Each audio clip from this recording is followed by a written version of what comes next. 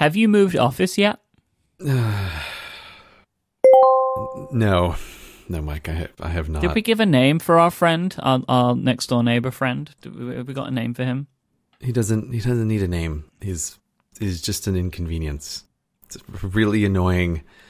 There at 6:30 in the morning and there at 8:30 at night. Annoyance. He doesn't need a name. So he's still hanging around, huh? Yeah, this is like if you live on a farm, you don't name the farm animals because you get attached. Like, I'm not going to name the neighbor. It's not going to happen. In case you become friends with the guy who calls China. Yeah, I literally don't want to know what he looks like. I don't want to bump into him in the common area. Have you not seen him? No, of course not. Why would I? You've never seen him? No. Why would I see him? But like, what am I going to do? Introduce myself? Knock on his door? Hey, I know you're in the middle of a call, but I just wanted to say hi. Why would I do that? It just surprises me that like you're next door to him, he's there all the time that you're there, and you've not seen him. It's just, not that you should necessarily barge in and be like, "Hey, I'm Gray," but just like that you may have bumped into him in the hallway or something. No, I don't want to bump into him. Well, in the hallway. I guess you might have done, but you just don't know because you don't know what he looks like. Yeah, so it's like mission. You could already be friends with him, but you have no idea, right? Like, because it might be somebody else. No, I talked to nobody except the secretary in the whole building. That's and the secretary unsurprising. only because she holds the packages. So I need to talk to her to get the packages. Mm-hmm. But it's like, I'm not here to make friends. I'm here to work. That's true. Yeah. So I don't want to get to know the next door neighbor guy. And the way I enter the building and get to my office, I don't have to pass his office. So I never look inside. I just hear him. You never pass that area. Interesting. I don't have to pass that area, no. You're still in the office that you're in. You haven't moved yet. No, I have not. I have not moved yet, which is a great annoyance because this neighbor is having a legitimate impact on my productivity because his simple presence is bothersome to me, and I would like to eliminate it. Right, I've been in these sort of situations, right, where something just frustrates you so much unnecessarily that then the mere presence of the thing stops you from working. So when I worked in the bank, the radio did this to me. Mm-hmm. They used to play a station in the UK called Capital Radio, which just plays the latest hits. But the problem with Capital Radio, at least at this time, was they had about 25 songs on their playlist. Heavy rotation. They played those heavy rotation songs all day. And there are a few of those songs that I didn't like most of the time because it was more general. Wasn't hipster enough for you. Just really mainstream. It was too mainstream. That was actually the problem. It was too mainstream. I know, Mike. And I would sit for 9 hours a day with this radio basically in my eye. Oh, God. In my eye line. God. While it was just playing these 25 songs. Mm-hmm. And then just the mere idea of the radio being turned on in the morning, that just set my day off badly. Because I was merely frustrated at the fact that the radio was receiving any power. Right? Like, that was more than enough. And there would be days where, like, there was this one lady who insisted on having it on that station. And whenever she was off, I would change it to something that I would want, and it was so much nicer. And then I would remember, like, she would come in the next day, she'd turn it on, and she would change the dial. And I was ready to just take that radio, just throw it out the window. So I can completely sympathize with this idea of there just being a base annoyance, which is there constantly, and every time you're reminded of it, it stops you from wanting to work. Well, the problem is that his presence is not perfectly constant. If it was perfectly constant, that's easier to deal with. It's like white noise. Yeah, but he's randomly there probably 2 out of 3 times, either in the morning or in the evening. And I really do. I almost sent you a text message once because I walked in and it was 6 a.m. and he was there and I was like, God damn it. Like, what? Again, always the same feeling. Like, what is this loser doing in this office building at 6 a.m, right? As I am standing there in a totally empty office building at 6 a.m. Like, I should be the only loser in this office building at this time in the morning. But nope, there he is. And again, of course, it's like, we're the only 2 people with this crazy schedule. And we're the only 2 people, like, and we're right next to each other. It's infuriating. I honestly believe that on this guy's podcast, he talks about the fact that he's varying his schedule, but you're still always there. Right. We're each trying to like move our working hours further and further off of normal working hours into greater edges of insanity. You would at the not same believe time. the times I go there and that guy's in the room with his thunder sounds talking to himself. A bunch of people in the Reddit pointed out, which was hilarious, that you are more likely a problem to him than he is to you. You may hear him on the phone every now and then, but he's hearing you repeat yourself over and over and over again, reading through your scripts. Yeah. I liked it. Really made me laugh. Someone left a comment in the Reddit, which was right that right that I'm not locked in there with him. He's locked in there with me. Yeah, it really made me laugh. Like, I think there is a certain element of truth to that. Like, I do not know what this guy thinks of his neighbor, because part of the here's what's been occurring, which is frustrating. So a lot of people were suggesting, why don't you just soundproof your office, right? As though soundproofing an office is a thing that's even really practical when the walls are made of plywood, right? And you're just renting a space. Like, what am I going to do? I'm going to spend thousands and thousands of dollars to soundproof this little cube. And then I'm just going to sweat to death on the inside of it because it's perfectly insulated. That's the problem with soundproofing. Exactly. Like, the office is already warmer than I really want it to be, which is also a thing that slightly annoys me all the time. It's like soundproofing it just would be just totally unworkable. But I think a lot of people misunderstood that the problem for me is not so much that I am hearing him, because I'm, again, using those headphones we talked about last time, the bone conducting headphones, which, again, they're kind of great. And I'm most of the time listening to thunder sounds and one song on repeat through those. And so then I'm hearing myself talk out loud. But it is the simple knowledge that there is, without a doubt, someone nearby who hears me with crystal clarity, right, through a wall, because his office is right on the other side and his desk is right on the other side of where I'm talking. And it's that kind of thing. It's like trying to do a presentation in a room that isn't empty, but a room that has one person who's sitting in the front row who's trying to do something else while you're doing a presentation, and you're like running through what lines are going to be like. Like, is that person really bothering you? No, you're actually a nuisance to that person, but it doesn't change the fact that it makes it much harder to just like try stuff out or just say something or really go through the motions of the way you would try to write a script. So it's less of him being an actual disruption as it is like that you feel like you're slightly performing for this guy.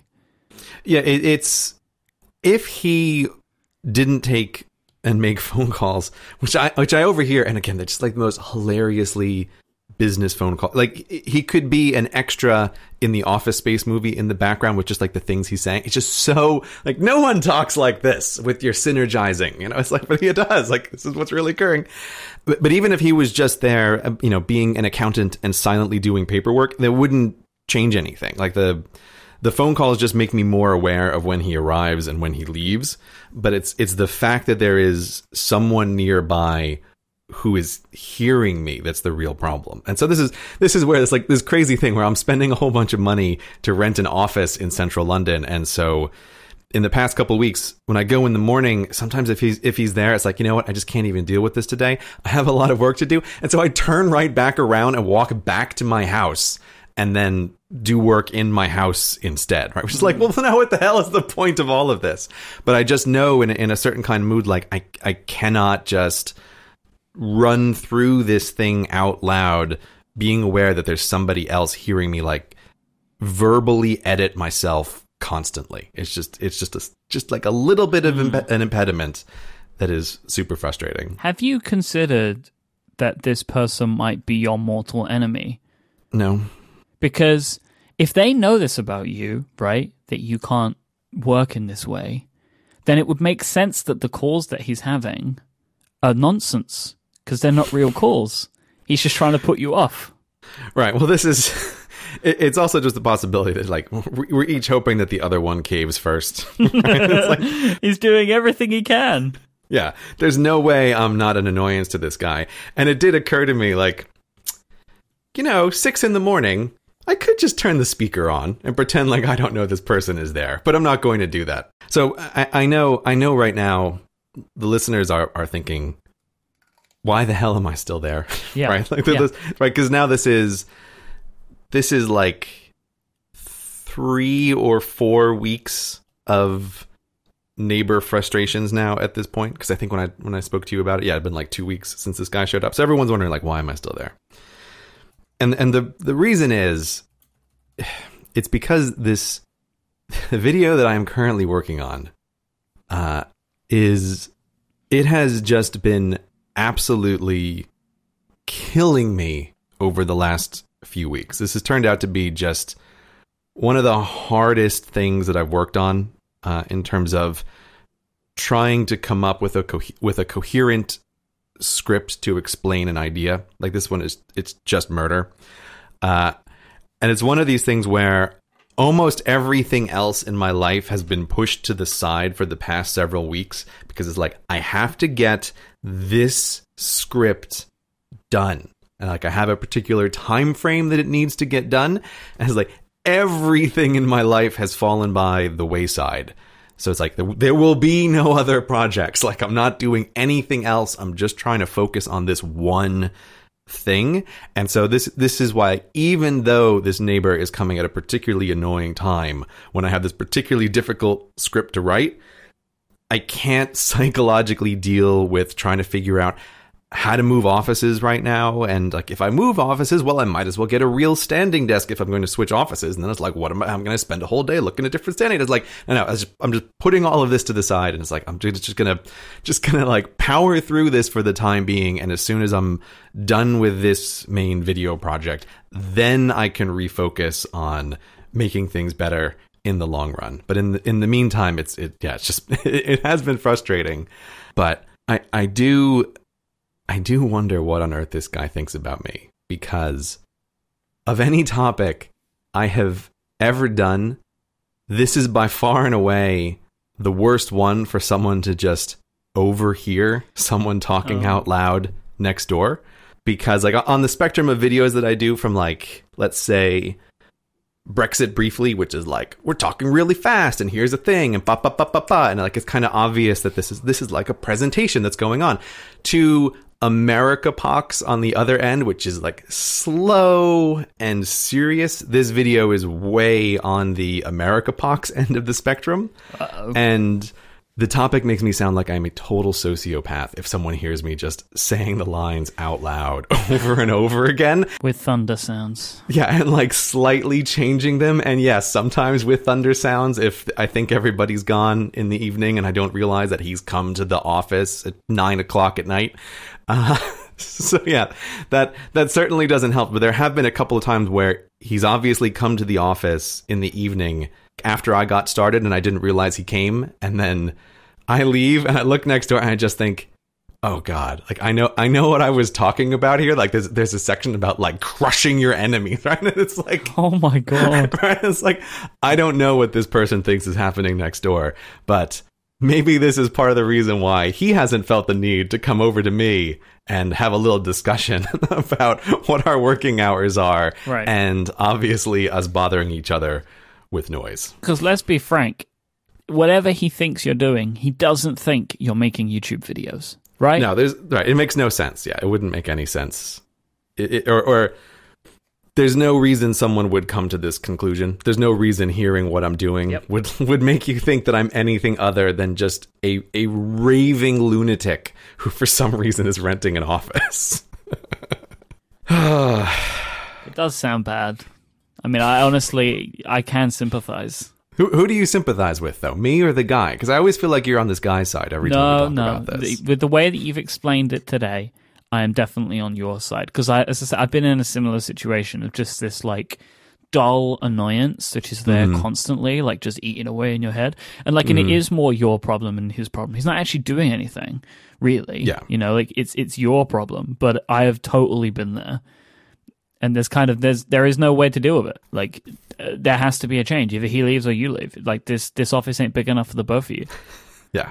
And I am happy to admit that I am if not the unreasonable one in the scenario, clearly the picky one and the one who is the oddball in the office. So like, this is way more my problem than it is. It's unreasonable. It's like, because the guy's just he's doing exactly what you're doing, right? He's paying for an office space and he's trying to get his job done. And he's able to deal with it, right? He's listening to you crushing your enemies and trying to take over the world, and he's still calling China. Maybe this is why he needs all these motivational posters. Yeah. It's to get him through the day. Being next to me. But yeah, so that's why I'm exhausted, Myke. I'm exhausted. I'm sorry. It's okay. Today's episode of Cortex is brought to you by a new sponsor, and that's Indochino, who are one of the largest made-to-measure menswear brands around. Indochino are making it easy for men to get great-fitting, high-quality suits and shirts at an incredible price. When I first heard about Indochino, I was actually really excited because what they do is they make amazing made-to-measure suits. This is something that I have always wanted. All of the suits that I've ever bought have been off the rack, and there's always been something that I haven't quite liked about the fit. But buying made-to-measure suits will cost in the thousands of dollars or thousands of pounds, depending on where you want to go, if you actually want to get something that feels nice. But this is what excited me about Indochino. You can get a made-to-measure suit of your own, customized completely to you, for just a few $100. This is how it works. You go to Indochino.com, that's Indochino.com, or you could play it old school if you want and visit one of their 9 showrooms in and around North America. You take a look through their hundreds of fabrics and patterns. I have chosen the classic navy herringbone, in case you're interested. Then you go to choose your customizations. You can customize lapels, you can customize pleats, jacket linings, monograms, and so much more to get just exactly what you're looking for from your custom suit. Then you submit your body measurements. Now, this is actually really simple. They have a really handy tool online that walks you through step by step of what you need to measure and how you need to do it. Then you enter the measurements in one by one. They have videos as well that walk you through it so you can see exactly how you measure it. They explain it all. You can watch the videos over again. I actually did this just a couple of days ago. I had someone help measure me up perfectly. And as I did, if you need it, Indochino will even mail you a cloth tape measure so you can get those measurements just perfect. I was really surprised how easy it was to do this, and it's all down to the care Indochino have taken to walk you through step by step. Then you just kick back, relax, and get ready to step into the best, most stylish suit you've ever worn, made in just 4 weeks. Now, here's the cool part. Listeners of this show can get any of Indochino's premium suits for just $389 at Indochino.com when you enter the code Cortex at checkout. Now, this is a huge 50% off the regular price for a made-to-measure premium suit. Plus, shipping is free and your satisfaction is guaranteed. If you don't like it, you'll get your money back. Once again, that's Indochino.com, Indochino.com, promo code Cortex for any premium suit for just $389 with free shipping. I cannot wait for mine to arrive. The process is so good. This stuff looks so amazing. I'm really excited. You'll never have to worry about badly fitting suits or expensive trips to the tailor again. Get ready to look like $1 million with Indochino. Thank you so much to Indochino for their support of this show and Relay FM. So, Myke, how is your entry to the world of being a YouTube vlogger? So I will say, overall, the experience from last episode to this episode has been extremely positive and exciting. Oh, yeah? I'm very excited to be doing this because the reception that I've received has been very warm, and I have been encouraged in this endeavor. Like, there seems to be, at least I have the overall kind of sense from a lot of people that have watched the videos and have left me comments that people are actually enjoying them, which is a key thing. If everybody said it was terrible, then it would have stopped, right? Because clearly I can't do it. But I haven't had that. Now, I do want to talk a little bit more about that, but I can't get to the good stuff without talking about the bad stuff. And about 95% of the bad stuff is focused around trying to use YouTube. See, now it's funny to me that you apparently have a list of complaints about using YouTube, because I would think that surely you must be broken into this already. Since I dumped handling the Cortex YouTube channel on you when we were first talking about who would do what with this podcast. And I was like, oh, why don't you take this minor part of this job? This little thing. Just upload a video. It'll be super easy. And I feel like with that, you've handled annotations with that. You've handled all of YouTube's back-end system. So I don't even understand why you would have any additional complaints. Surely you're a YouTube expert by this point. If memory serves me, there is a previous episode of the show where I complain about using YouTube in the limited sense that I use it in. Mm-hmm. But trying to be a lot more serious about this and paying more attention to it for my own project has highlighted some different things. So with the stuff that we do for the Cortex channel, it is super simple. It is make the video, upload the video, draw a box around the logo, publish. Right? Like, that is it. But I'm trying to do more complicated things. Well, what the YouTube system obviously deems to be more complicated. I didn't think they would be complicated, but they seem to be. And also, I'm paying more attention to it once the video publishes. Right, of course. Because I kind of like just set it and forget it with the Cortex channel. Right? Like, it's up and it's done and it's gone. Like, I never spend any time on the analytics. I don't do anything like that. Every now and then I look through the comments, but I don't contribute because it would be weird for me, I think, if the Cortex channel was responding, because it's the two of us. Mm-hmm. So I don't ever reply to comments on the Cortex channel with the Cortex account. I just kind of leave them as they are. But some of the things that I'm finding, with YouTube that has been a real problem for me, focus around like the processing thing. It just seemed, we've spoken about this before, like it just seems to just process forever for no reason. It's just stuck at 95% for like an hour for over a 2-minute video. Yeah, this is the mystery of uploading a video. Comes in 3 parts. There's uploading it, which of course you understand, like a bigger video is going to take longer because you have to squeeze it through the pipes or whatever. All right, so you have an estimate of how long it's going to take to upload.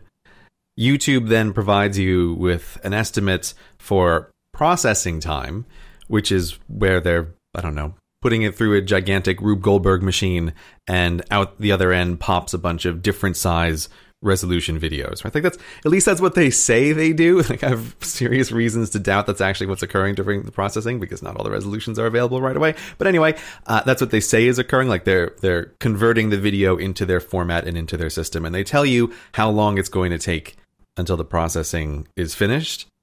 But as you're referencing here, and what I often find is the case, there's really 2 phases of processing. One of which is the one that they give you a time estimate for, but that only gets you to 95% processed. And then it will just say 95% processed for a random interval of time. Every video that I have uploaded, it took longer to get those last 5% than the previous 95%. Yeah, it's bizarre.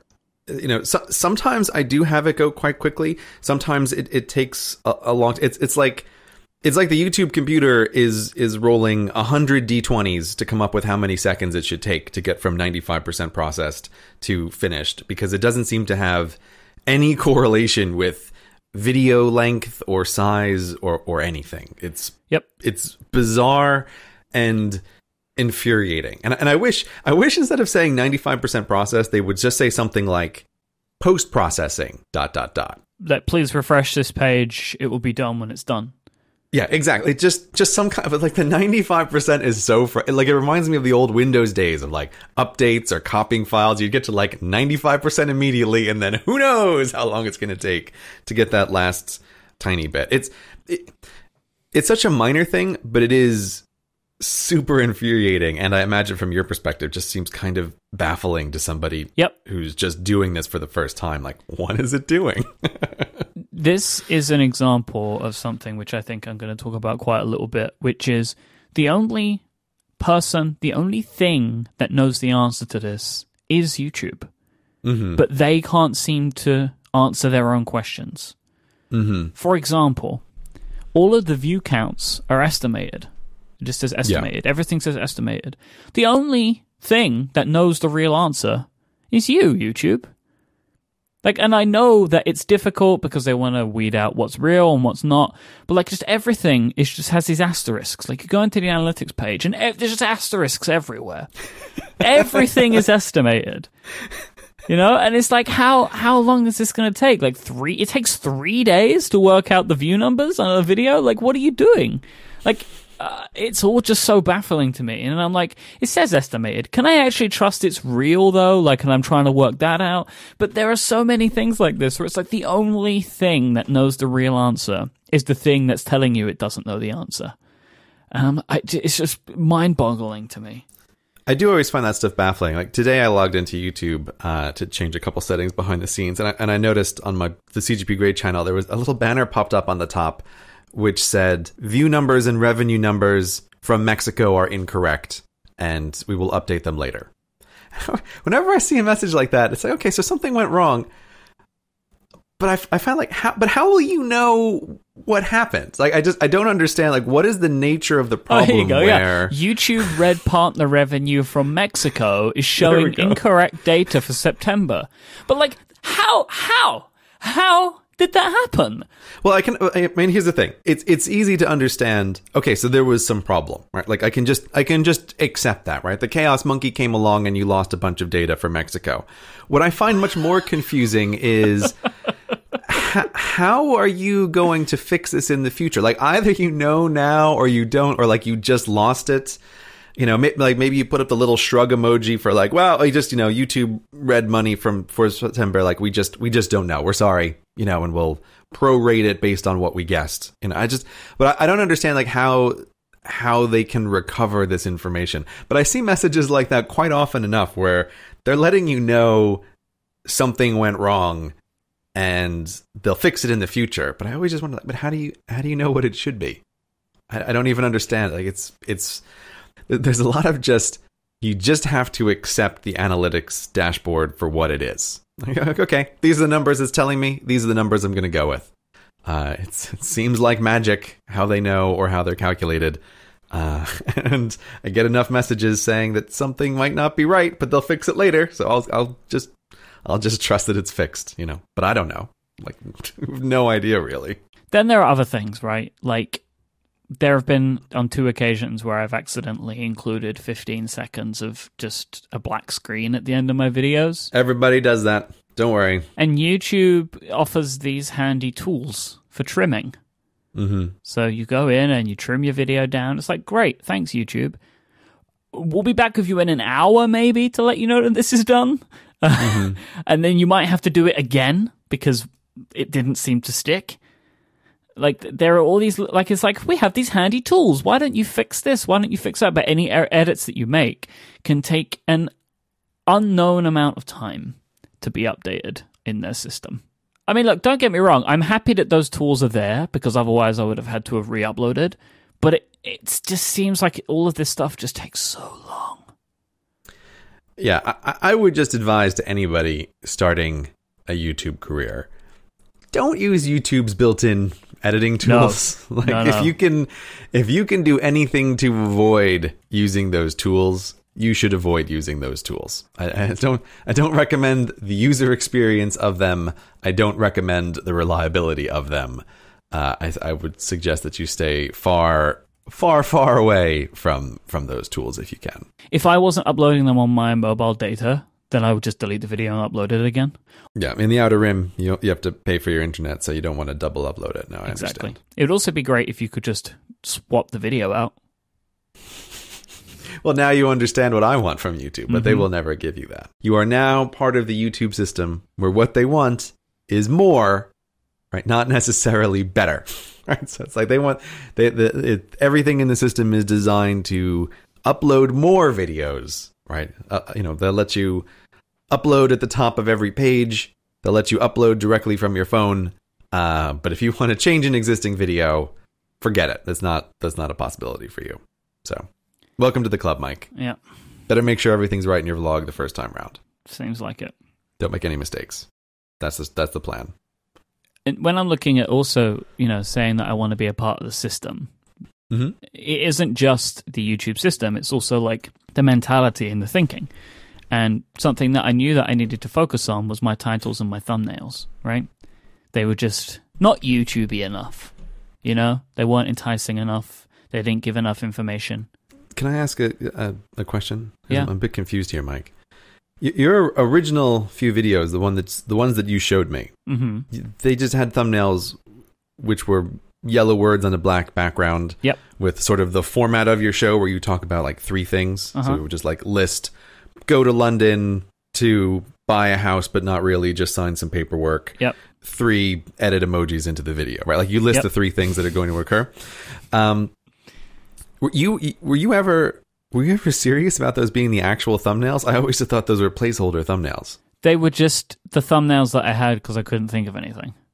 Okay. Right, Okay. so like I just put them up there and then just left them because I didn't really have a strategy for thumbnails. Okay, but you weren't thinking like these are actually acceptable YouTube thumbnails. I mean, now they have to be left there on those original ones for posterity, but you weren't thinking going forward like, oh, I can just have a list of text on the screen as my thumbnail. It never really crossed my mind. That's not gonna fly in YouTube land. Like, it was like, this is what I'll just leave there for now because I don't have any other ideas. Like, Vlog 000 also is, again, like, not the naming strategy. It was just like, well, I haven't got any other ideas for this. I'm just going to put it here.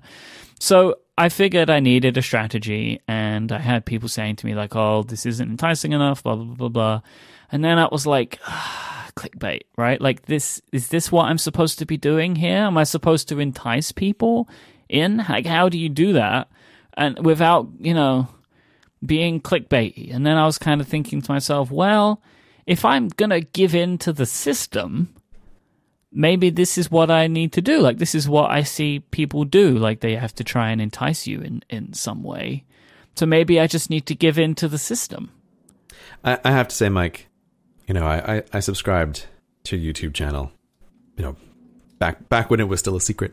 Mm-hmm. And back before it was cool, right? Yeah, exactly. And when you uploaded your first real video, I wasn't quite sure how to feel about the fact that you went straight for the clickbaitiest of clickbait titles. What was your original title? I went too far. The title was Adina Left Me was the title. Yeah. That was the title that I chose. Right. Which I will just state for the record was suggested by Adina. I did approve said suggestion.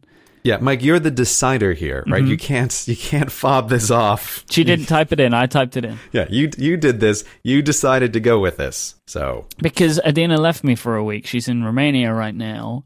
And I thought, this is funny. So I did it. I think it lasted about 15 minutes before I added some brackets in which I wrote for a week. Well, you know what this looks like to me? This looks like a man who lacks the courage of his convictions. Oh, I definitely didn't have the courage to leave that on there. Right, but that's exactly what this title conveys to me. It's like clickbait, but not really. This is the thing, I don't know how to title these things in a way that is not, because like I could say a bunch of stuff, but it's boring. Like if I'm either going one or two ways. I'm either going to have an interesting, enticing title, or they're just going to be called Vlog Episode 4. Mm-hmm. Right, and I need to work out which one of those I want to do, and I feel like I want to be enticing, but I went too far. And I know I went too far, which is why I then tried to walk it back. How do you know that you went too far? How do you know this? Because people told me I went too far. Did you not receive a bunch of happy comments about that title? Some people actually thought it was funny. Mm-hmm. I actually, honestly, before I changed it, I got as many people thinking that it was funny as I did people thinking that I shouldn't title it that. Because there were people that were like, they thought it was funny because I was being so outwardly clickbaity. Mm-hmm. But the fact that there were people that didn't like it, I was like, no, I don't want to do this. So I reversed my decision and put the brackets in there. And I have a little thumbnail of the two of us. I chose the thumbnail because it's the two of us laughing. And I thought that would counterbalance the title, but it clearly didn't. So I shifted the balance back again. It's just really hard. Seriously, like the titling is really, really hard. Here's the thing. I am giving you a hard time about this, but anyone who's never done this, trying to pick a title for something like this, especially for something when you're trying to get attention from people, it is shockingly difficult. Because that's it, right? Like, if all I ever wanted was for people that listen to this show to watch my videos, I would just call them Vlog Episode 3. Right. Because those people have made their mind up if they're going to watch before they've even seen the video come out, right? They've, like, basically most of the people, if not all of the people that are subscribed now, they are people that are familiar with my work and will watch it based on the fact of whether they like me or not, right? Right. And then they might watch one or two of them, decide if it's for them, and then go forward. Right. But my whole point of doing this is to find new people. So I need to give it some kind of, like, pizzazz, right? Yeah, you're selling the sizzle, Myke. I guess you gotta, right? Yeah. Again, like, that's what I mean. It is. I'm giving you a hard time, but it's also legitimately difficult. And I think there's this kind of like, people use clickbait because it works, right? And because it gets more people to click on video titles. And it's like, you can have very complicated feelings about this. And that's why, like, when I saw that you went straight for the clickbait, I was a bit, like, I'm not quite sure how to think about this, because part of me is aware, like, well, if I was starting a vlog from the start, I think people who do vlogs or vlogging like content, that seems to have some of the highest density of clickbaity type titles. And I think it's partly because the competition in that area is so incredibly fierce. Like, there's so many people who want to do vlogs that there's a bit of an arms race, that if you are in that category, you almost have to. Which is why when I look at your title with the brackets that pulls it back, I almost feel like, I don't know, Myke, maybe you should just embrace the clickbait. The clickbait and try to bring in the audience. My thinking now is I'm still going further towards clickbait. Mm-hmm. That is my thinking. But I went, the level that this is clickbaity is probably the level that I'm going to go for, but I chose the wrong thing to point out. Okay. Like, you're toying with people's emotions and your relationship. And that, right. So I know that was the wrong thing to do. Right. But I'm still going to keep going in this direction, but in some other way. But, like, this is the thing. If you told me to try and come up with another name for that video in that style, I can't do it. That's why it's called this, because it was the easiest clickbait to come up with. Yeah. It's so hard to title stuff, right? You know, clickbaiting or not clickbaiting, it's shockingly difficult. It's frustrating because, like, it's one of the hardest things. And, you know, I think it's really important to have a good title. Like, I think the titles really matter. Anybody who pays attention to their own user behavior when, like, just watching videos and seeing what the algorithm surfs, like, you know that titles affect you. Like, they can't not. So it really does matter trying to select something that's good. I feel like eventually I'm going to get into the rhythm, and like that these names will come up just naturally for me, right? Like, I'll get into a rhythm of thinking, what can these things be called, and come up with a name at some point during the process of making it. But right now, I haven't got it. I feel like I've laid the groundwork now. Like, I feel like I understand where I want to be going with it, like, from a naming perspective, but I haven't yet landed on the identification of those names. And this is something that is going to be, I think, a bit of a struggle for me. And again, like, the thumbnails are so hard as well. Like, you've got to come up with something that is enticing, and also, where do they even come from? Right? Like, I'm trying to pull them out of the footage that I've shot, so they're not always at the highest resolution, because they might be moving images, right? So now I'm thinking, do I now need to think about taking a photo of something as well? Like, as well as taking video of something, so I get, like, a good photograph to be used? Like, this is like part of why I started doing this process in the first place, is like the understanding of the different type of production, a different type of creation. And this is definitely part of that, right? Like trying to work out what this is meant to be. And again, like I really could just do things the way that I think that they should be done, but then I'm not being a part of the system. Mm-hmm. Right? Like I'm really trying to fit into this system, because the way that we title stuff, it's so different. Like the titles for our episodes of this show are not meant to entice anyone. They're just we just pick a funny thing that we said and we just put it in there. Or on the very rare occasions, it is descriptive of the content. Like whenever we've done book club episodes, for example, it's just the title of the book, so it kind of indicates that it's a book club episode. But like the titles are not anything. That the titles are not meant to entice anybody. And I think you can see on just across a huge number of podcasts, until you start getting into the really highly produced shows that have teams of people. But if you are a sort of normal podcast, the titles don't matter. Because the people listening are listening because they're interested in the people who are doing the podcast, right? For whatever reasons. They're not intended to be, and they're really not able to be viral things. Like you don't have huge swings in the number of downloads of an episode of a podcast. It's relatively consistent. And I think even if you and I, Mike, like we sat down and we're like, okay, What's the clickbaitiest title we could possibly come up with? But like for an episode of a podcast, especially this kind of podcast, there's no way, even with the highest quality weaponized clickbait title, that the episode is going to go viral, because that's just not how people consume the medium. Like, I think I'd be willing to bet that a pretty large portion of the people who hear episodes of podcasts never even know what the title is, because it just comes up automatically on their playlist as the next thing to listen to. So that's why the titles for podcasts are like a little afterthought of, we need a title. Let's just pick something.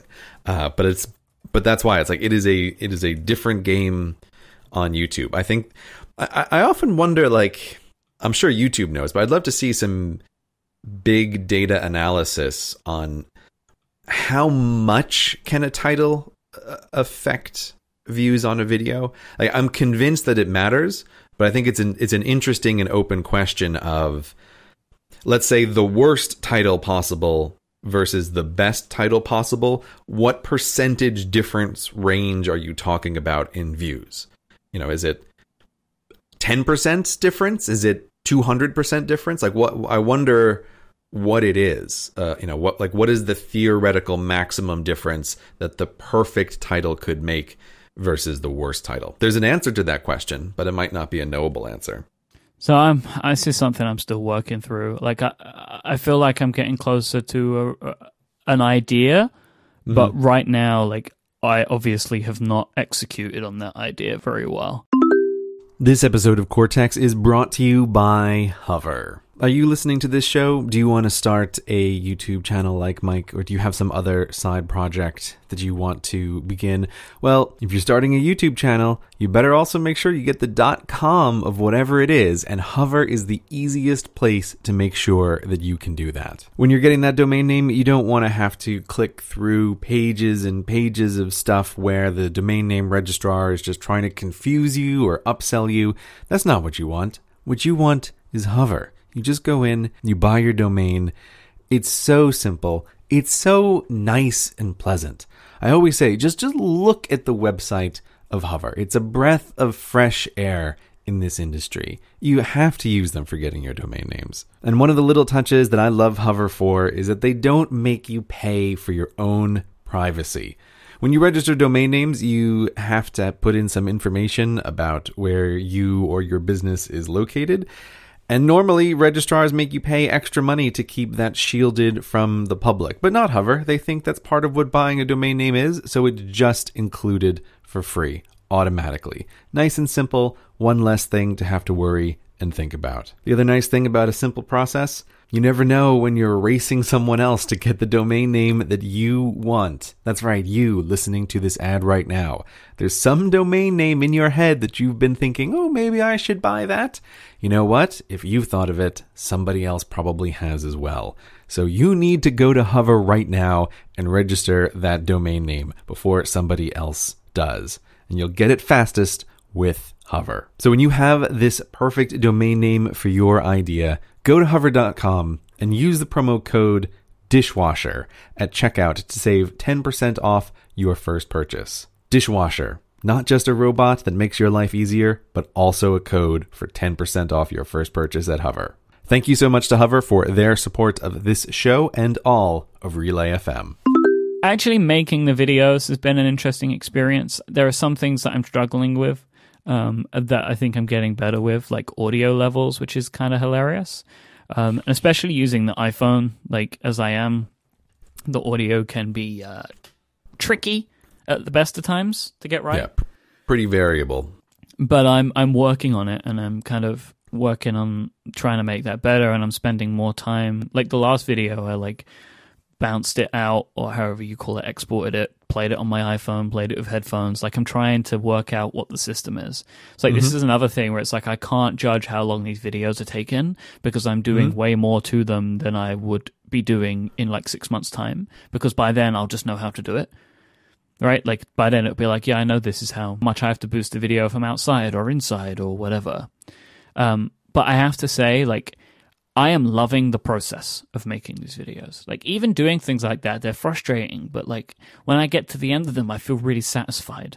You know, like I feel like that the audio in the last video that I published, the Adina Left Me video, was way better than any of the others, and for my tastes was pretty much as good as it was going to be.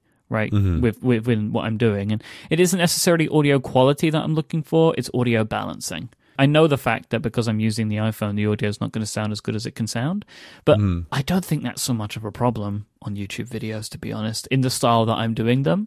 Like, as long as you can hear me clearly, I think that's fine. Like, It doesn't have to sound like how my podcasts sound. No, you don't need the audio at that high level. Like better audio is always better, obviously, but sure. You know, how much does it matter? And as we have talked before, like the production quality doesn't matter as much as people think it does. I right? agree. What matters is, have you created a thing that's engaging to watch? Right? Do you know how to cut a video together roughly, even if you're not doing it in the greatest possible way that you can? Right? This is what matters way more to, are people going to continue to watch a video? And just going back to one thing that you were saying before about how, you know, you're finding this a really satisfying process. Another reason that I think this is a great side project for you is that this is a side project that has a fast feedback loop and iteration loop. And I think it's one of the reasons why so many people like to do vlogging as a project, is because it's the kind of thing that if you're getting better at it, you know, you learn how to do a thing, you have a skill, you upload the video, you immediately see feedback from it, and then you can go into making the next vlog thinking about how that previous one went, and it can be this loop of fast feedback, right? And I think that's an advantage for side projects, as opposed to something where it's like, oh, you're going to work in secrecy for years on one long movie or whatever, and then put it out to the public and then only get feedback then. Like, it's a very different experience for side projects that have long feedback cycles versus side projects that have very short, very tight feedback loops. And obviously vlogging is one of those things. I think that's why it can feel really addictive, is because you're in a little cycle where you're always looking for the next part of it. It's like you're learning a new skill, right? You've just put it up, you're getting the feedback, and you always want to go into the next part of that cycle. So that's been a lot of fun, and I've liked seeing what people are liking and what they're not liking, and kind of trying to craft the videos a little bit more, right? Like, okay, people like this part, they didn't like this part, so what can I do to make this bit better? You know, and that's been an interesting thing, and there's more feedback to give than there is with the podcast.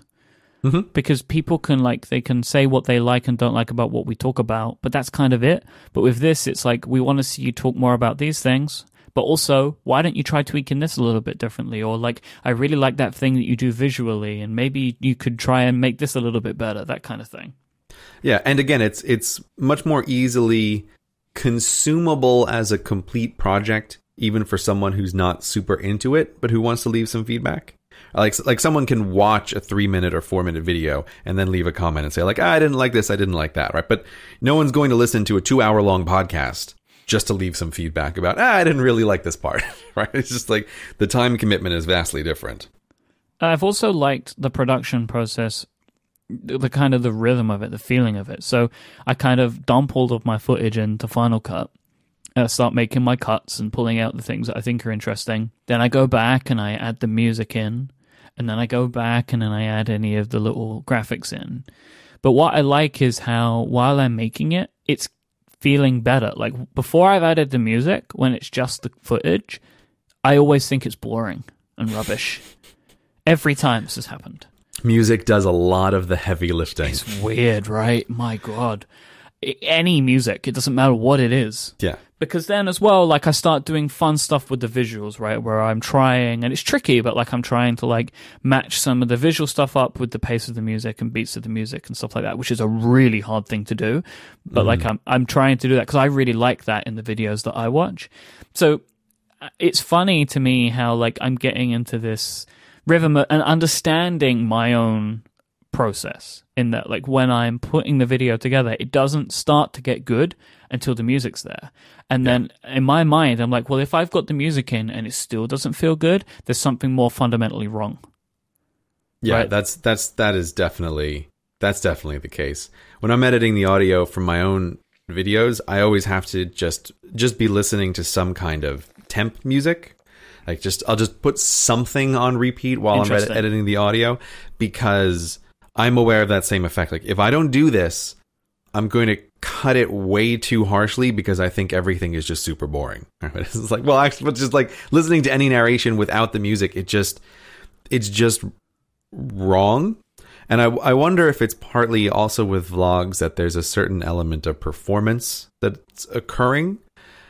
People just speak differently into a camera, and I think maybe we're just, I don't know, culturally expecting that there's going to be music underlaying when a person is talking in a particular way, and maybe that's why it sounds so weird if you don't have anything playing underneath. But yeah, it's astounding how any piece of content doesn't feel real until you have the audio there. It just feels so strange without it.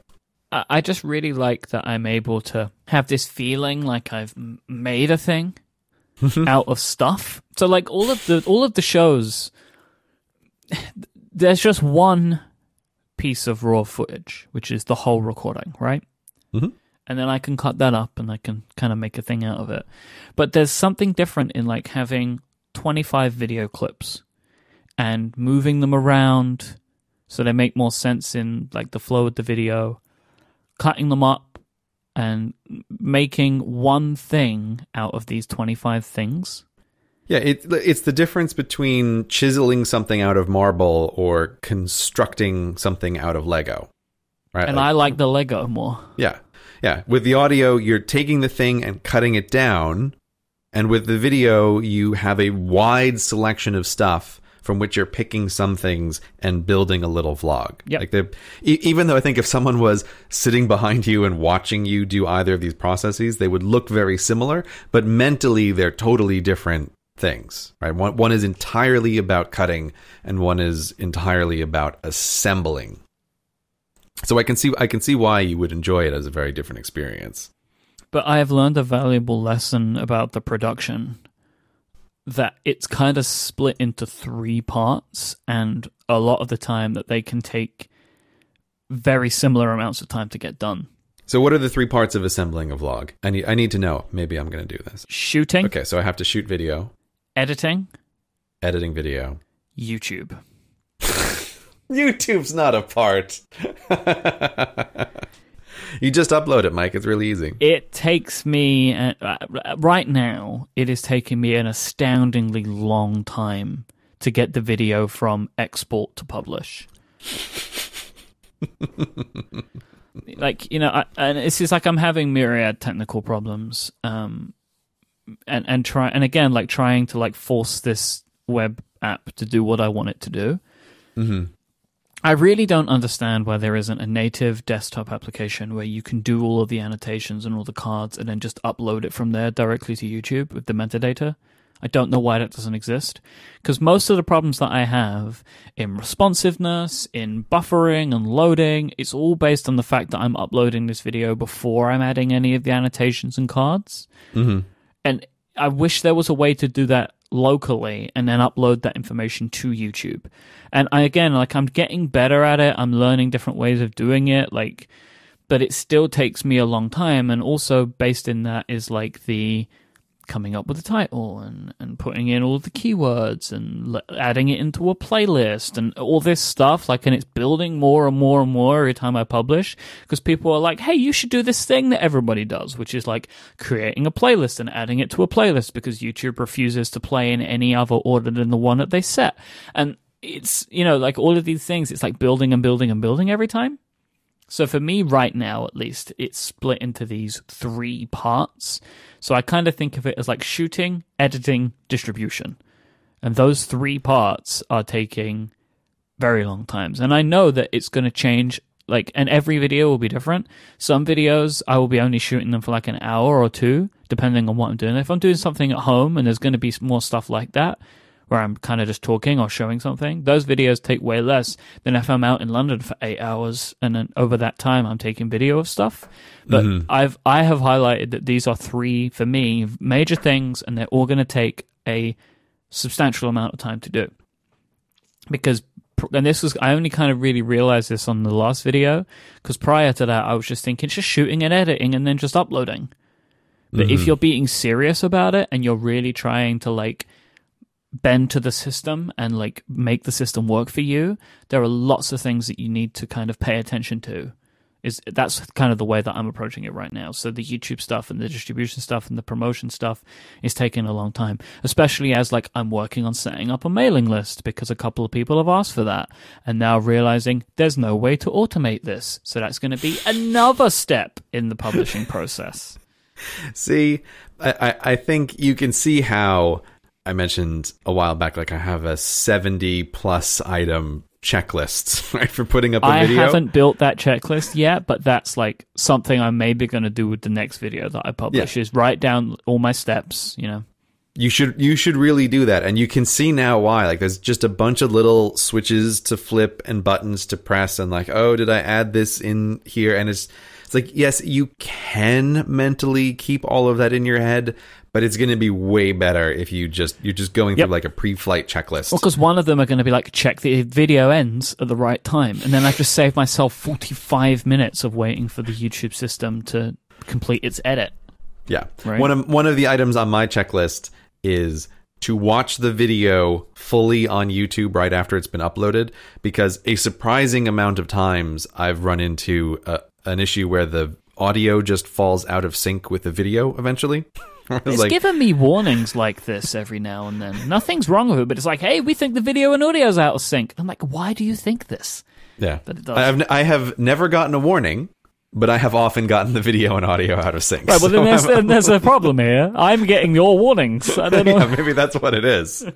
But that's why, like, it's just one of those items on the checklist is every time I upload it, I kind of mentally want to start filling in all of the metadata and doing all of the steps while it's uploading, because at least YouTube does let you do that. But I've learned from experience, like, nope, don't try to fill in any of this ahead of time, because it's just going to be a huge waste if when you actually finally watch the video, it falls out of sync halfway through. Yep. It's like, then you've just wasted 30 minutes filling in all of this stuff. And also, pro tip, don't bother with those keywords. There's no point in filling them. Okay, good to know. YouTube really wants you to fill them in, but you don't have to. I've been filling them in because I thought it might help get it in front of people.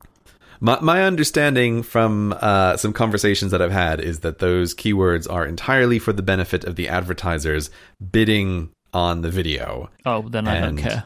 that if there are no keywords in there, that YouTube just algorithmically decides what the video is about based on the comments that people are leaving. Like it's just it auto generates keywords for auctions based on the comments people leave. So I had this in the context of a conversation of someone who was really convincing me to try to use keywords. It was like, the longer you talk, dude, the more I am hearing I don't need to bother with this. Like, this is for you. This is not for me. So yeah, don't bother with those. Talking about advertising, I want to share some of my numbers with the audience. You don't normally like to share numbers, Myke. Like you never want to share the numbers about the podcast, but you're happy with sharing numbers about the YouTube channel? I don't care about these numbers. Right, because they're comical? Yes. So this is another thing, right, with YouTube's system. There is 2 reports. There is a revenue report and an ad rates report, and they both have different numbers on them. Mm-hmm. This is another thing about YouTube's analytics system. There's so much data, but 90% of it makes no sense. Right. Why is there a revenue report and an ad rates report, and they both have different numbers on them? Okay, well, Myke, the difference between the ad rate report and the revenue report is the ad rate report shows how much money was actually generated by the ads. And then the revenue is how much I got. Right. The revenue is your 55% of the money that was actually generated by the advertisements. Why do they think they can take that amount of money from me? Because they can. Because they successfully can. This is always, again, right? I hear Apple people always complain. They're like, 30%. It's like, I'd murder a family member for 30%. Are you crazy? Let me share my ad rates report so people get the full kind of picture, and I'll talk about the revenue. So I have had 14,270 estimated monetized playbacks, which is maybe my favorite statistic. Estimated monetized playbacks. This is over from September 14th to October 11th, because of course the data is multiple days old because YouTube, you know. Right. So these are, for the listener, what that means in YouTube system is this is a video that plays against which YouTube was able to run an ad.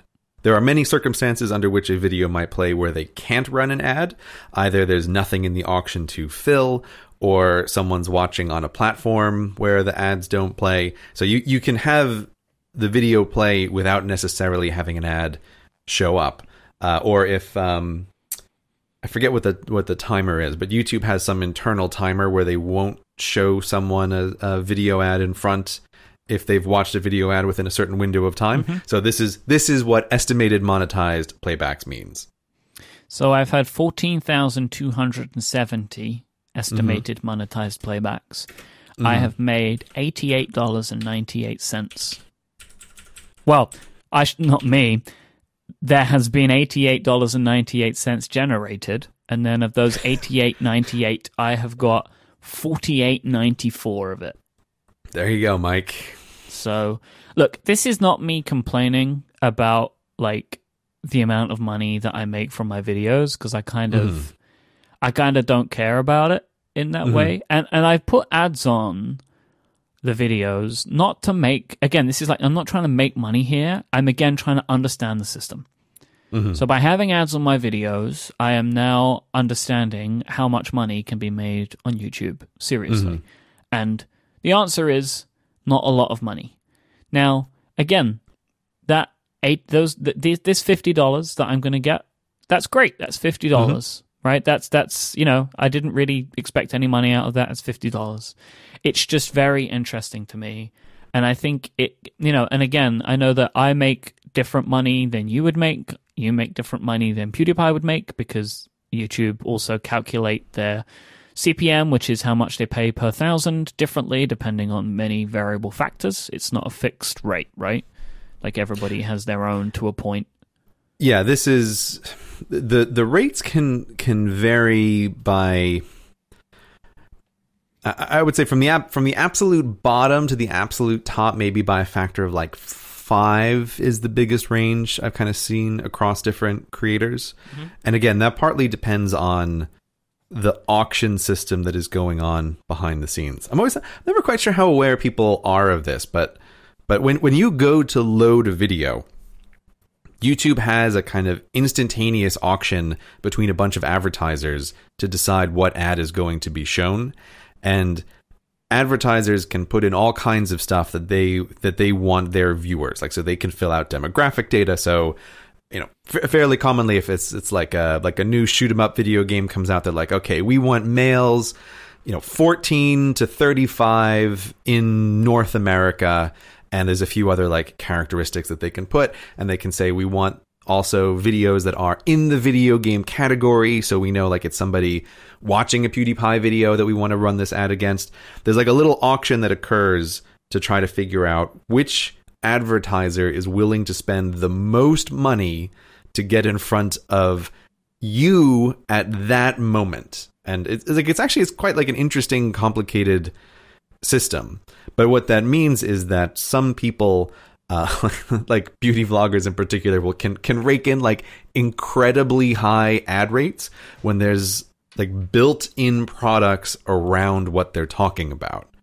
And then for channels like vlogs, or for channels like myself that don't necessarily have a built-in topic, the ad rates tend to be lower because there's not something that there is specifically being advertised against. So like that's part of what is occurring behind the scenes. And it is one of the reasons why it's a little bit hard to compare what ad rates are for one person versus another. But yeah, that is what's occurring behind the scenes. Okay, Myke, we've talked about your revenue numbers. But what I want to know is on the YouTube analytics page, there is one tab that is a combination of fascinating and terrifying. And it is the audience retention tab. Yep. Have you found this one yet, I've Myke? been looking at this one. All right. Would you please explain for the listener, what is the audience retention tab? The audience retention tab is what tells me for every video how long people watch it. So of the amount of people that pressed play, what percentage of those people get to the end? Now, I have actually been paying attention to this, and I am pretty happy with my numbers. Now, my average number, guess across everything, should we maybe look at here? Yeah, so tell me, if you just load it up on the first page, it should have two numbers. It should have average view duration, but the second one is the average percentage viewed. What's the average percentage viewed across your videos? 63%. Ooh. See, I think that's pretty good. So do I. I'm really happy with it, especially because the ends of the videos really skew the numbers. So there's like a harsh drop-off in like the last 15 seconds because the video's done. Right? So lots of people close it. But like I keep it, like most of my videos stay in like the 70 to 60% range for the majority of the content. Yeah, so just so the listeners have a comparison, like my average viewed percentage across, again, the whole video, and I have the same effect that you do, obviously, like sharp drop off at the end, is 65%. And so it's just around the same area. The thing that I think is really interesting and is terrifying, but is to me is like the heart of YouTube tracking data, is that you can click on any video and see exactly when people started getting bored and left. Like they will draw a line on the screen that shows you the percent of people who are still paying attention to your video from the start. And the really interesting graph is that they will give you the relative audience attention. So compared to other videos that are the same length on YouTube, is your video more or less engaging than the average video of the same length? And those graphs they're both sort of like interesting and terrifying because you can see the exact moment when you lose people, right? Or like when people start getting bored. It's really interesting to see like when does something dip. And particularly if you have moments where like you're talking about one thing and then you're talking about another, you can see the shape of segments in your own video with those graphs. Now, the thing that I find is that this stuff is fascinating and it's interesting. It's interesting to look at, and to see how are different videos received by people. I'm just pulling up Humans Need Not Apply, and that one never crosses the below average interesting graph. Mm-hmm. But it is also very YouTubey to me because they give you so much information, but it's also it's very hard to know if there's anything actionable to be drawn from these graphs, right? Like it's very hard to pull out a general trend of what you should do and what you shouldn't do. It's more like YouTube is just telling you exactly when you were boring and then saying, don't be boring. That's what I kind of don't like about it in a way. Like I know why that's valuable and useful, but as an artist, it can be a bit like, oh, I don't really think of myself as an artist. Of course you do, Mike. But yeah, so they're just telling you where you were boring, and what are you going to do about that? Who knows? Don't be boring in the future. That's kind of what that graph says. So yep. I find it interesting but unactionable, which is, I think, what might be the summary of what I think is the YouTube analytics page. Like they will tell you everything about your viewers that you could possibly want to know, their demographics, the playback location, the exact moment they got bored, where they came from, what device they're watching on, how much money YouTube made, how much money they're going to give to you. But it's also just unactionable, all of it. Yeah. So I find that's the YouTube data is a bit like, okay, it's a thing. It's interesting. I check it every once in a while, but it's not a thing to live or die by, Mike. Like, I think you should just pay much more attention to your subscriber numbers and your view numbers, and those are the things that you should track. That's really kind of all I'm paying attention to. Like, I dip into the other things just to see what they're doing. Yeah. But it's the view numbers and subscriber numbers, just because I feel like I understand those. They're like analogous to the stuff that I'm used to. Yeah. Yeah. That's what you got to focus on. Asking people to like, comment, and subscribe. Like, comment, and subscribe. YouTube.com/Myke Hurley. /user/Myke Hurley. This episode of Cortex is brought to you by Backblaze, the unlimited native backup solution for your Mac or PC. You can sign up for a 15-day free trial, no credit card required, at backblaze.com/Cortex. I don't need Backblaze, you're thinking to yourself right now. I use Time Machine. Sure, that's good. Like, it's better than nothing, but it's not actually an adequate backup solution. If you don't have off-site backup, you are just not doing things right. What happens when your house is robbed? What happens when your house burns down? Your Time Machine drive won't save you then, will it? No, of course not. That's why any adequate backup solution must include off-site, and you need to use Backblaze. I run them on my computer. I've been running them on my computer for a really long time, and it is fantastic. It just sits there in the background, safely and securely, uploading all of my files to their server. And these guys know what they're doing. They look after 200 petabytes of people's data, and they have restored over 10 billion files. These are numbers that mean nothing to your monkey mind because they're just enormous, right? They're just too huge to even comprehend. But that's why Backblaze knows what they're doing. Backblaze, beyond the scale of human comprehensibility, is essentially what they're operating at here. So there's no gimmicks, there's no additional charges. How much is it for Backblaze? Just $5 a month for unlimited, unthrottled, off-site backup. If you don't have this on your computer, you are a crazy, reckless person who just treats their data as disposable. You're just waiting for the day for it to all go away. So once again, Cortex listeners, you can get a 15-day free trial just by visiting backblaze.com/Cortex. This lets Backblaze know that it is Cortex that led you to data salvation, which helps us out. So thank you to Backblaze for protecting the data of the world and for supporting Cortex and all of Relay FM.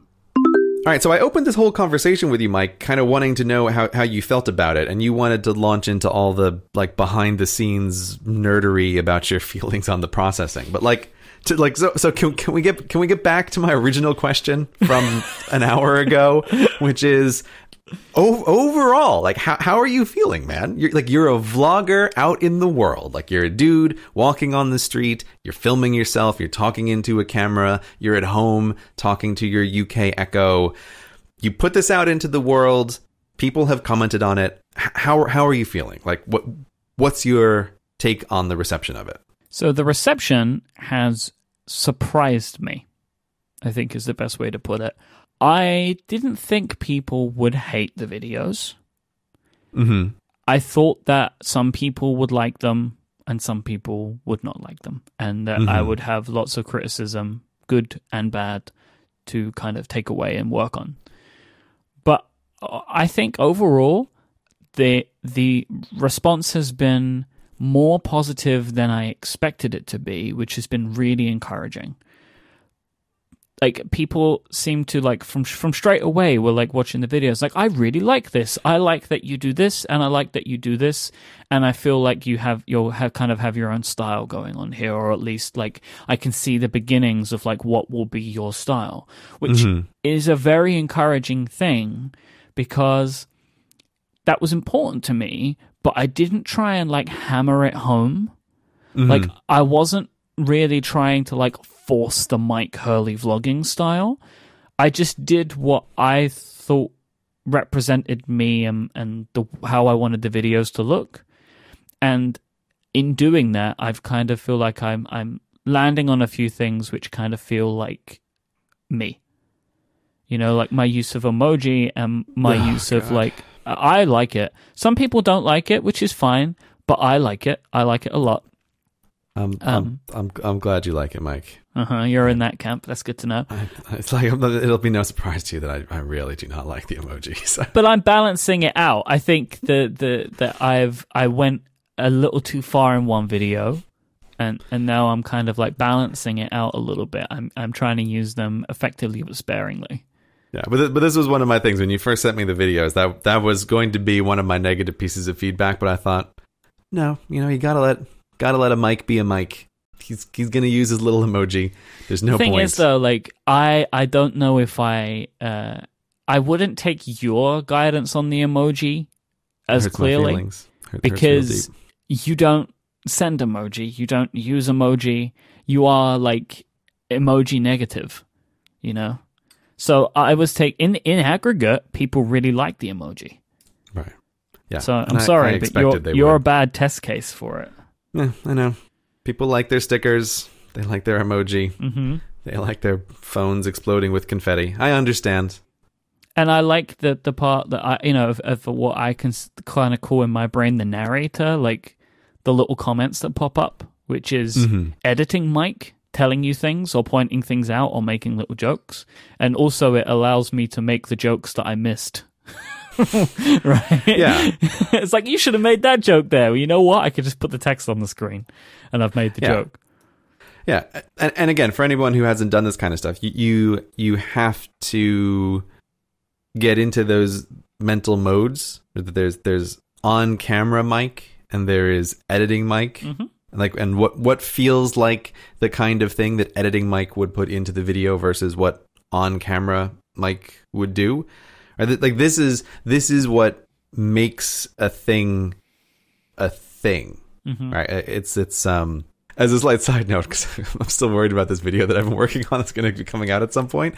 Like there's a very conscious decision in this video that the narrator, it's like, is this normal Gray talking or is this like a different Gray talking? And you feel like a crazy person when you're even thinking about this stuff in your head. But this is the kind of stuff that you have to think about when you're creating something that is to be consumed by others. Like what is this? Like as I'm talking into this microphone, is it me talking, right? Or is it like a different version of me talking? Just like you're doing this with the editing. Like is it Myke or is it editor Myke in this moment? Yeah, to get super like fancy about it.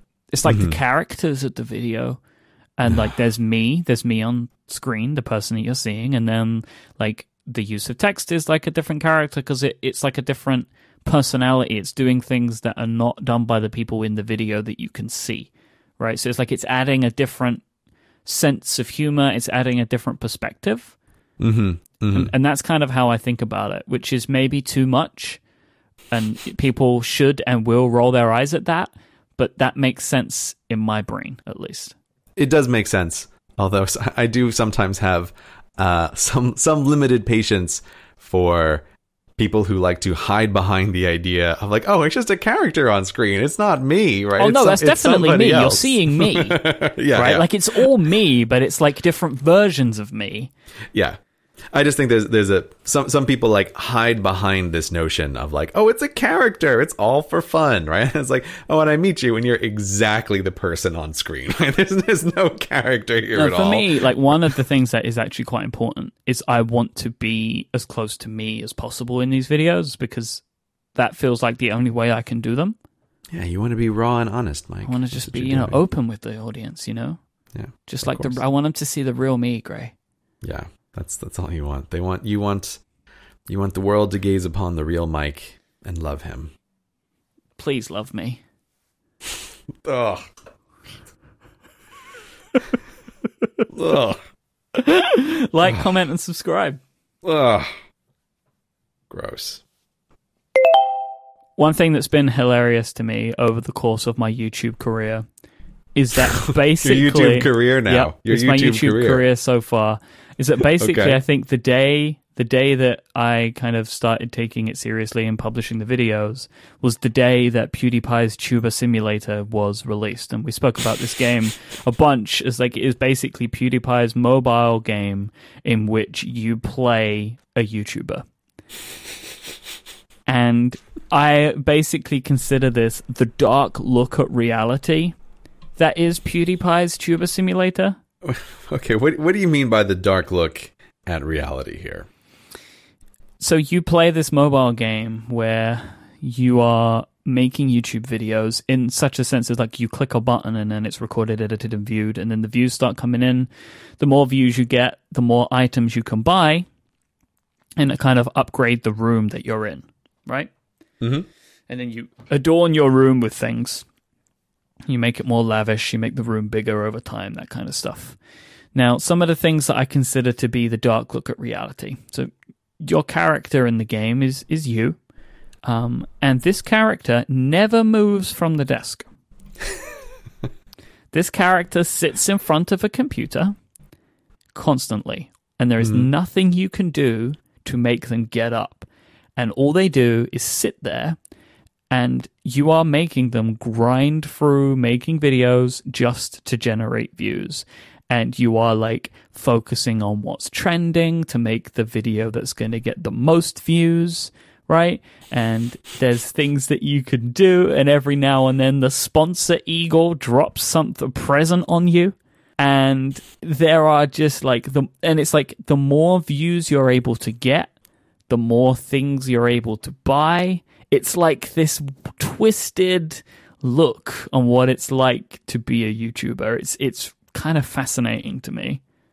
Mainly because your character just sits there, floating in a little room in empty space, right? Just on a desk with nothing else to do. And you're buying things to put in the room around you, but you never get to experience them because you have to sit and grind and make more videos to get more views. It is kind of existentially bleak when you think about it that way. It is. The person's sitting there just to make everybody love them. And then when I start to think about it, right, like I've been thinking a lot about this game, I think about who made it, right? And I guess the creative vision for this game is the most popular YouTuber in the world. Like, and it's just this really kind of like strange view on this stuff. Yeah, I did because we've discussed PewDiePie a surprisingly large amount on this show, and I think at one point we mentioned how the Tuber Simulator seemed like an obvious project for him. Like I find his growing business empire like a very interesting thing to observe from a distance. So I definitely thought like, oh, when this comes out, I have to download it and just give it a try and kind of see what it's like. But yeah, it is kind of strange. And one thing it actually made me think of is a Black Mirror episode, one of my favorite episodes. It's called, I forget the exact title, but something like 100 million points, I think is the episode title. Mm-hmm. But in that episode, everybody just like kind of lives their own life in their own little world, in their own little room, doing their own things. Like everybody's kind of very isolated for a large portion of the time. And so when I'm thinking about, I mean, he has millions of downloads. I'm thinking about millions of people playing these little characters, each of which are in tiny rooms that don't go anywhere, that are totally isolated from each other. There's something about it that is very Black Mirror to me, right? It's very, very, like, I think there's real strong parallels between that episode and the physical look of this game and what it actually encourages in the players of the game. Like, I honestly cannot look at this game and not see it as a social commentary. And I'm being deadly serious. Like, I feel like that there is an element in here of PewDiePie expressing something, which I think he has been expressing in some videos recently. Like, just this look at what it's like to be someone who does this type of stuff, and it's kind of fascinating to me. Like, I was watching a video of his recently where it ended at like 7 minutes, and then he just came back and was like, I've got to do another 2 minutes because we need 10-minute videos. Right. Because I assume that there's some kind of like thing about YouTube's algorithm which means it likes 10-minute videos. That's what I took from that. But like he's kind of doing this weird thing at the moment where he's like pulling back the curtain. Yeah. And at like what it's like to live his type of life. And this game, I think, is a real example of that. And it's just fascinating to me. The other part of it is this game is probably the best free-to-play game I have ever played from a mechanics perspective. Really? I play this game and can see that it was directed by somebody who understands video games. Mm-hmm. I tend to spend money in free-to-play games if I really like them. Mm-hmm. Because I'm putting time into them and I kind of want the games to move along. And it doesn't really bother me because if I've played the game for a bunch of hours, I don't mind giving them £5 because I've played a bunch of the game. I haven't needed to do that in this game. Like, because there is just a real way of progressing easily if you just watch some ads. Mm-hmm. Like, the watching of ads in this game actually has a real benefit on the way that the game plays in a way that I find is typically not the case for other free-to-play games. Like, there's always like an element of needing to speed things up in a different way, but there's like multiple ways of doing it. You can watch an ad to advance the clock a little bit more, and then you can spend some of the views that you accumulate to take percentages out of the time it takes to generate items. And it's like, I have not needed to spend any money. And also, one of the really, really interesting things about this game is the currency in the game is views, which again, I think is hilarious. Your YouTube views are currency, which you use to buy things.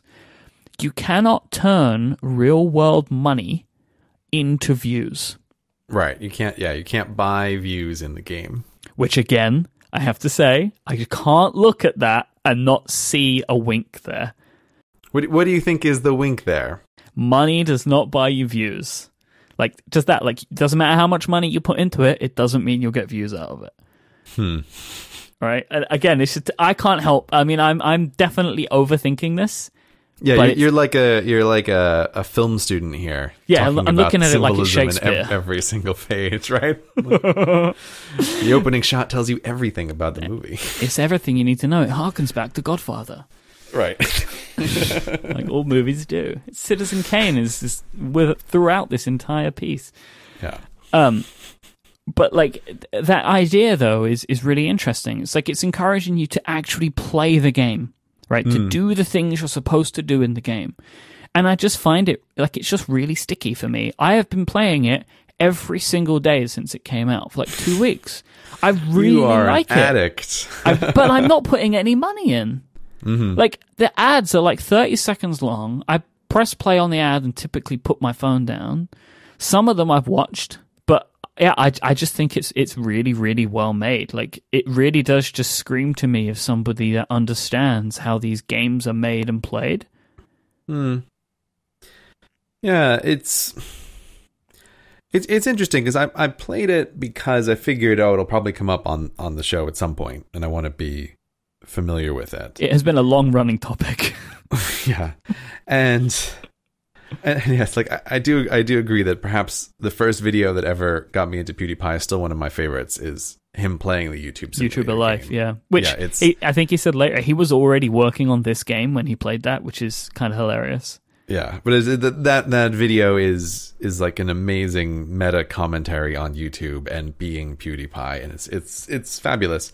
But yeah, so I figured I do want to play this just to have a sense of it, and I'll agree with you that as far as these things go, it is a free to play game that doesn't feel like it's trying to suck the money right out of your wallet. Which every other game like this I have ever played, they just slow things down so incredibly dramatically, very quickly. Like, so you just have to put money into it. But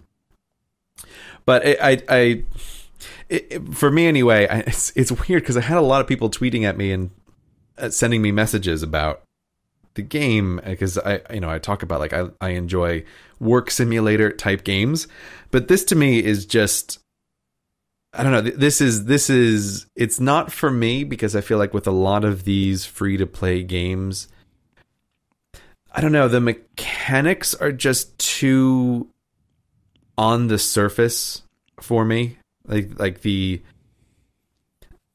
I can never play these things without feeling like all I'm doing is constantly resetting a bunch of clocks. Right? That's all this is just winding up a bunch of timers. Yeah, that's what it is. And waiting for them to go off. Right? And that's what these free to play games are. And I know that that's fundamentally like a ridiculous comparison, because all video games are something like this, right? What are you doing? What are you doing collecting all those items in World of Warcraft? Like, you're just manipulating true, false variables in an array. Like, you're not doing anything. All games are like this, but I personally find these games it's just too exposed, the mechanics of the game to me. It's like the curtain is pulled a little bit too far back, and I also think these games, by their very nature, lean really hard on some of the more vulnerable levers of the human mind for getting you to keep coming back, like to getting you to keep checking it and keep winding those clocks back up to make them go off later. So I did put it on my phone because I wanted to just play around with it for a little bit, but very quickly I was like, I just have to take this off my phone, because I don't even want this kind of thing on my phone. And I just left it on my iPad to kind of play around with a little bit when I was watching TV and just not doing something else. But for free to play games, I will agree that it's very well designed, and it does not force you to pay money to play it. But it's not something that's going to stick with me for a long time. This is, when I say I like work simulator games, like, this is not at all what I mean. There's no real work in it. Yeah, and as dumb as it sounds, like, I find like it's too obviously disconnected from the things that you're doing. Like, you press a button to make a video, and then like views just like, but it's not actually simulating any work. Everything is just bizarrely disconnected, so that the YouTube-ness just feels like a very thin skin on top of all of these clocks that you're winding up, right? Like, why is this clock views? Like, because it's YouTube themed, right? So it has to be views. That's why it's views. Why do all of these things happen? It's like they're all a bunch of clocks. But I do give it a lot of credit for the elements of designing your own rooms, right? And this kind of wish fulfillment of like, you have done this thing, like you have like upgraded your computer and you've upgraded your desk, and you filled your room with all of these things that you want. Like, I understand why that is appealing. I really do. And again, as far as these things go, it's pretty well designed, but it's not for me. But I do have a question for you, Myke. Mm-hmm.